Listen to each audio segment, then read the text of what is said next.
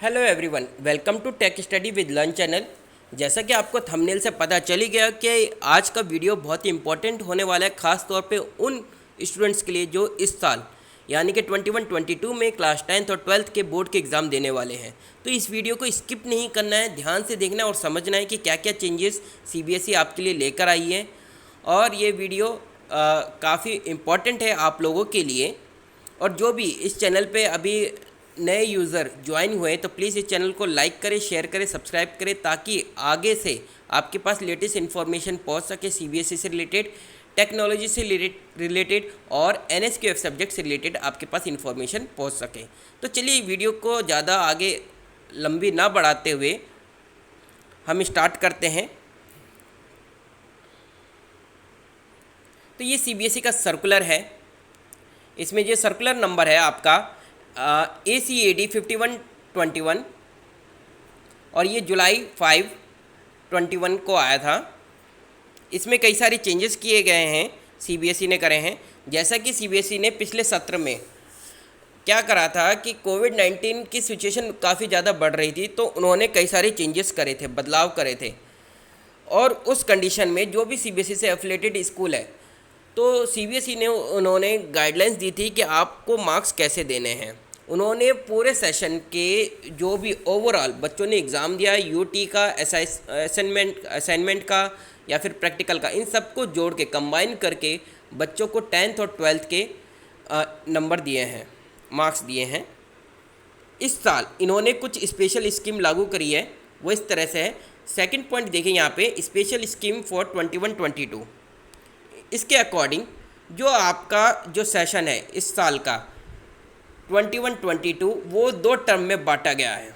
और इसके अंदर जो भी सिलेबस का टर्म होगा 50% हर दोनों टर्म में आएगा, 50-50% दोनों टर्म में होगा सिलेबस का, ठीक है। और इस मंथ के एंड तक आपको रिवाइज्ड सिलेबस मिल जाएगा, जो कि काफ़ी कम होगा आपको प्रिपरेशन के लिए। तो ये ध्यान में रखना, आपको उसके अकॉर्डिंग प्रिपरेशन करनी ही है। और अभी से आप लग जाइए तैयारी के लिए, क्योंकि आपके यूटी के और जो भी स्कूल लेवल पे एग्ज़ाम होंगे वो सारे नंबर आपके जुड़ेंगे। इसमें बी पॉइंट देखिए, the syllabus for the board examination 21-22 will be rationalize. जो 21-22 के जो एग्ज़ाम होंगे बोर्ड के एग्ज़ाम, वो उनको रैशनलाइज किया जाएगा।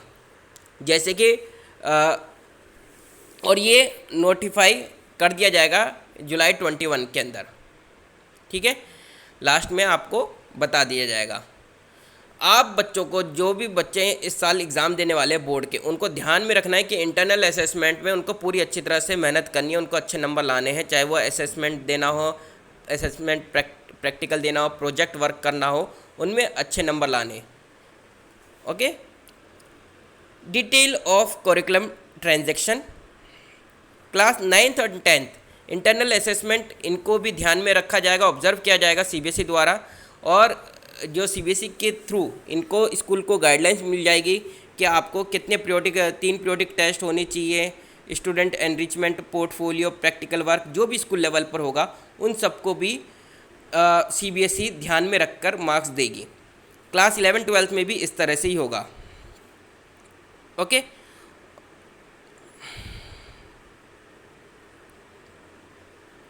नेक्स्ट 4th पॉइंट यहाँ पे देखना है कि जो टर्म 1 होगा वो मल्टीपल चॉइस क्वेश्चन होगा, और जो कि नवंबर-दिसंबर में होगा, और ये 4 to 8 वीक में कंप्लीट हो जाएगा ये एग्ज़ाम। ये ध्यान में रखना है। 90 मिनट्स का ये पेपर होगा एमसीक्यू, और इसमें 50% सिलेबस कवर होगा। ओके। और ये सीबीएसई द्वारा स्कूल लेवल पर भेज दिया जाएगा क्वेश्चन पेपर और इसके मार्किंग की स्कीम, ताकि स्कूल्स जो भी है स्कूल, वो बच्चों को ध्यान से उनको मार्क्स दे सकें। इसके बाद जो टर्म 2 है, टर्म 2 क्या कहता है सीबीएसई? टर्म 2 में बताया गया है कि जो ईयर एंड में होगा टर्म 2, और ये कब होगा? 50% इसमें सिलेबस होगा, नेक्स्ट 50%, और ये मार्च और अप्रैल 2022 में होगा। और इसमें सेंटर फिक्स किए जाएंगे बोर्ड द्वारा। अगर मार्च अप्रैल में एग्ज़ाम होते हैं तो बोर्ड सेंटर फिक्स किए जाएंगे, ये याद रखना। और ये 2 घंटे का होगा और ये सब्जेक्टिव टाइप क्वेश्चन होगा, यानी कि रिटन टेस्ट होगा इसमें। Okay, in case the situation is not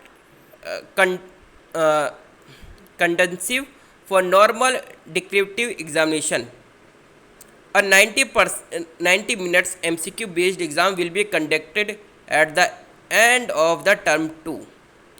अगर सिचुएशन ऐसी बनती है कि जो 90 मिनट्स का जो MCQ है, MCQ बेस्ड एग्ज़ाम है, वो नहीं हो पाता है, तो वो टर्म 2 के एंड में एग्ज़ाम को ले सकती है।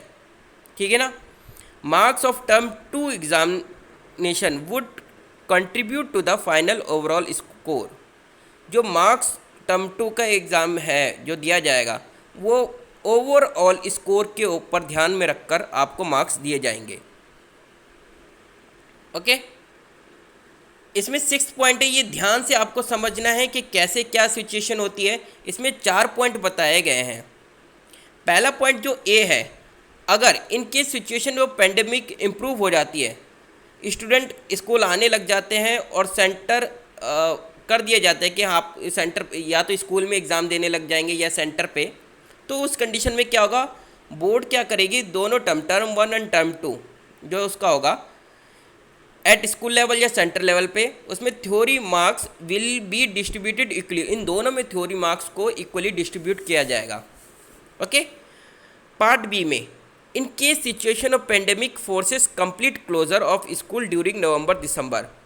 अगर नवंबर दिसंबर तक पेंडेमिक सिचुएशन रहती है बट टर्म 2 होते हैं स्कूल लेवल पे या सेंटर लेवल पे, तो क्या होगा, term first MCQ based examination would be done by student. जो टर्म 1 होगा MCQ का, वो स्टूडेंट द्वारा होगा, चाहे तो ऑनलाइन मोड में हो चाहे ऑफलाइन मोड में, फ्रॉम होम, घर बैठे होगा वो एग्ज़ाम। ठीक है। The weightage of this exam for the final score would be reduce. जो इसका वेटेज होगा टर्म 1 का, वो रिड्यूस कर दिया जाएगा और टर्म 2 का वेटेज बढ़ा दिया जाएगा।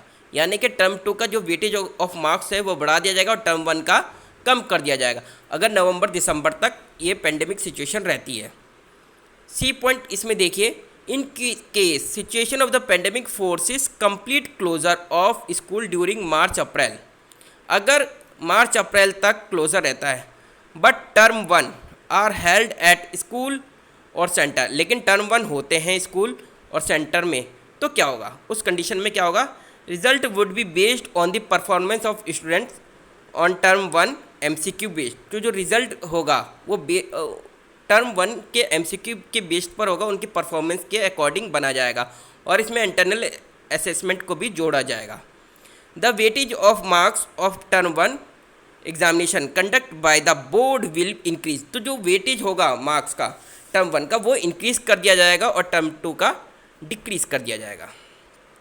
ओके, नेक्स्ट कंडीशन इसमें देखिए, in case situation of pandemic forces complete closure school board conducted term 1 term 2 exams are taken by the candidate from home in session 21-22।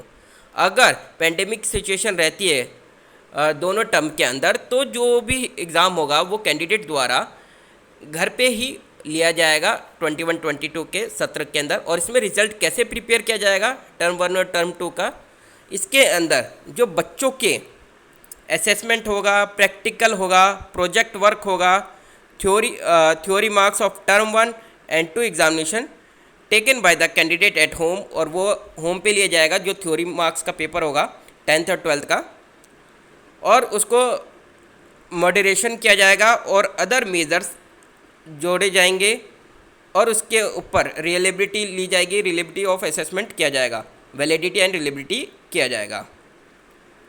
ठीक है। In all above cases data analysis, जो ऊपर की जितनी भी cases है डाटा को analyse किया जाएगा। Marks of student will be undertake to ensure integrated and internal assessment and home based exam. तो जितने भी इंटरनल असेसमेंट हो गए और होम बेस्ड एग्ज़ाम हो गए, उन सब को ऑब्जर्व किया जाएगा, अंडरटेकन लिया जाएगा और इंश्योर किया जाएगा कि बच्चों को सही से मार्क्स मिले। तो ये था आज की वीडियो में। होपफुली आपको वीडियो सही से समझ में आई होगी और आपको किस तरह से तैयारी करनी है। तो आप सबको अभी से तैयारी करने में लग जाना है। जिन बच्चों को सबसे अच्छे मार्क्स लाने हैं तो अभी से प्रिपेयर करें। यूटी में अपने प्रोजेक्ट फाइल, अपना जो भी होम असाइनमेंट है वो कंप्लीट करके स्कूल में ज़रूर सबमिट कराएं, ताकि इन फ्यूचर में कोई भी सिचुएशन पड़े आपको मार्क्स आपके डिडक्ट ना हो और आपके फुल मार्क्स मिले।